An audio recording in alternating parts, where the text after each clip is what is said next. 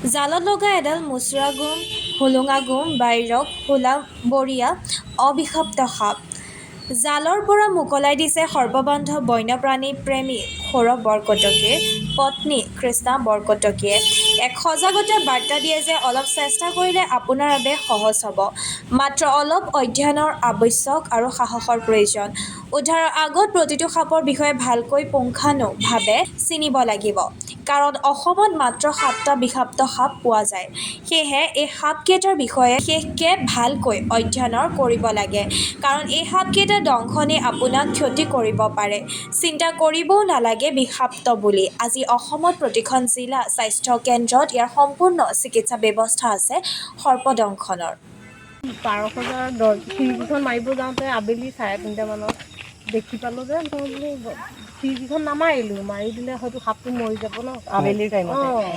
তাৰপিছত আবেলি ভাগতে হয়তো লাগিছে। মই দুপৰীয়াই মেৰত সোমাই তিয়ঁহ ছিঙিছোঁ, পাচলি সেয়া ছিঙিছোঁ, তেতিয়াতো একো নাই।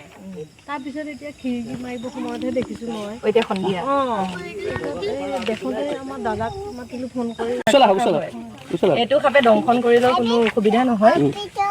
এইটো মানে মুচৰাগুম সাপ বুলি কয়।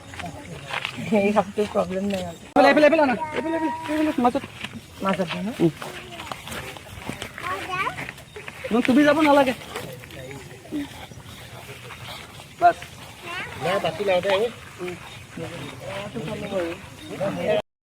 পাৰখজাৰ খিৰিকীখন মাৰিব যাওঁতে আবেলি 3:30 মানত দেখি পালোঁ যে মই বোলো খিৰিকীখন নামাৰিলোঁ, মাৰি দিলে হয়তো সাপটো মৰি যাব ন আবেলিৰ টাইমতে।